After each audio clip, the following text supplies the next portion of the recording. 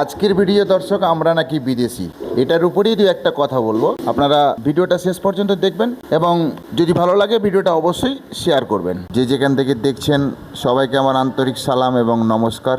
আমি দু একটা কথা বলবো। আপনারা হয়তো জানেন বাংলাদেশ থেকে এসছেন আমাদের ওপার বাংলার চলচ্চিত্র অভিনেতা মিঠুন চক্রবর্তী আমাদের ভারতবর্ষে এসে উনি ওয়াশিং মেশিনে ঢুকে গেছিলেন।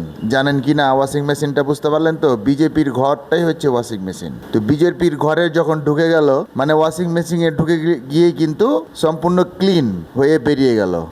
ওর আর কোনো সমস্যা থাকলো না ভারতবর্ষের মধ্যে, উনি দেশি হয়ে গেলেন। এবার চলে আসছি লালকৃষ্ণ আদবানি। ভালোভাবে চেনেন ভারতবর্ষের একজন তাবড় নেতা লালকৃষ্ণ আদবানি। উনি পাকিস্তান থেকে এসেছিলেন। জানেন কি দর্শক? না জানা থাকলে আমি জানিয়ে দেবো এবং টোটাল এভিডেন্স পর্যন্ত আমি দিব, অসুবিধা কিছু নেই। তো ওপার পাকিস্তান থেকে এসেছিলেন লালকৃষ্ণ আদবানি। উনি আমাদের দেশে এসে হয়ে গেলেন দেশি, আর আমরাই নাকি বিদেশি। তারপরে চলে আসছি প্রণব মুখার্জি, যেটা আমাদের পশ্চিমবাংলায়, ওনার বাড়ি ছিল পশ্চিমবাংলায়। প্রণব মুখার্জি উনিও বাংলাদেশি, উনি আমাদের দেশে এসে হয়ে গেলেন দেশি, আর আমরাই নাকি বিদেশি। তারপরে চলে আসছি আমাদের পশ্চিমবাংলার বিশেষ করে প্রায় 20 থেকে 25 বছর রাজত্ব করেছিলেন মুখ্যমন্ত্রী জ্যোতি বসু।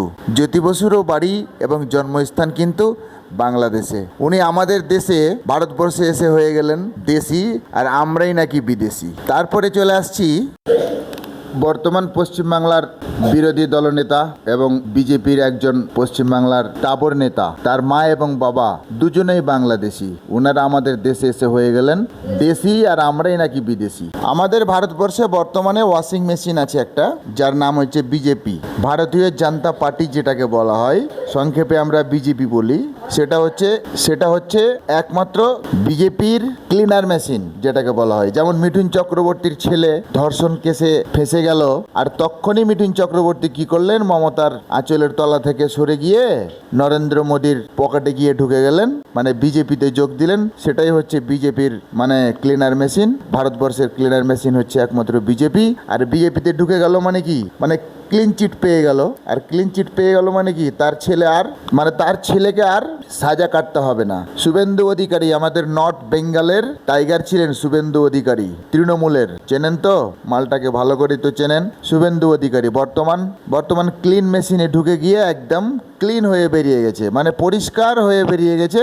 আর ওনার নামে কোনো সমস্যাই নাই, না ইডি না সিডি সিবিআই, কেউ আর ওর বাড়িতে না কোনো চিঠি পাঠাবে আর না কোনো ওয়ারেন্ট পাঠাতে পারবে না। কারণ একটাই, যে উনি যখন তৃণমূলে থাকেন মমতা ব্যানার্জির ছায়াসঙ্গী হয়ে, তখন বস্তার টাকা, এই মানি মার্কেটের টাকা সব থেকে লাভ করেছে এবং সব থেকে বেশি উপকৃত কিন্তু শুভেন্দু অধিকারী এবং মুকুল রায়। জানেন তো মুকুল রায়কে? চেনেন তো? মুকুল রায় আবার চলে গেছিলেন না ক্লিন হওয়ার জন্য, বিজেপিতে ঢোকার পরে ক্লিন হয়ে চলে আসলো, পরিষ্কার হয়ে চলে আসলো, আর শরীরে কোনো দাগ থাকলো না। তো সেই রকমই আরো একজন বলি, তসলিমা নাসরিন। তার বিরুদ্ধে বাংলাদেশ সরকারের কাছে অনেক সাক্ষী এবং অনেক এভিডেন্স আছে।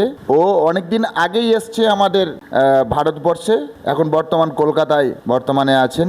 এখন ও নাকি আমাদের দেশে এসে দেশি হয়ে গেল, আর আমরাই নাকি বিদেশি। তার বিরুদ্ধে তো অনেক কথা, তাকে তো বিতাড়িত হয়ে আসতে হয়েছে আমাদের ভারতবর্ষে। কেন?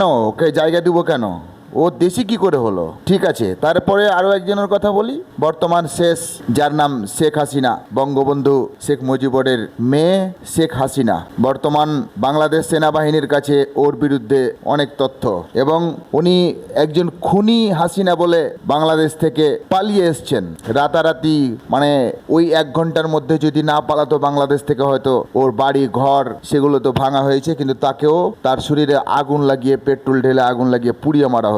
এরকম একজন খুনি হাসিনাকে আপনি আমাদের ভারতবর্ষের প্রধানমন্ত্রী আপনি করে দিলেন দেশি। পশ্চিমবাংলার মুখ্যমন্ত্রী, আপনি তাকে সাপোর্ট করলেন, উনি হয়ে গেল দেশি, আর আমরাই নাকি বিদেশি। দর্শক যে যেখান থেকে দেখছেন এবং শুনলেন, আমি যা কিছু বললাম আজকে ভাষার মাধ্যমে যদি কোথাও ভুল থাকে তাহলে মার্জনীয় আপনাদের কাছে।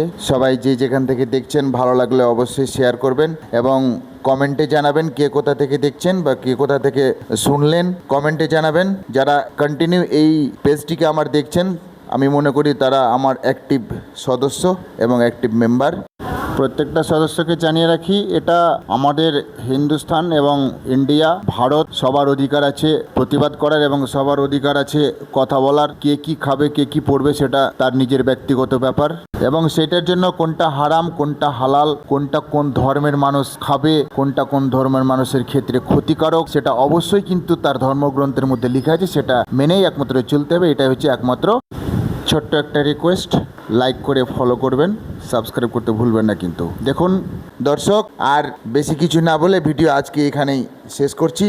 সবাই ভালো থাকবেন, সুস্থ থাকবেন, নিজের খেয়াল রাখবেন। পরবর্তী ভিডিওতে আবার দেখা হবে। ভালো থাকবেন।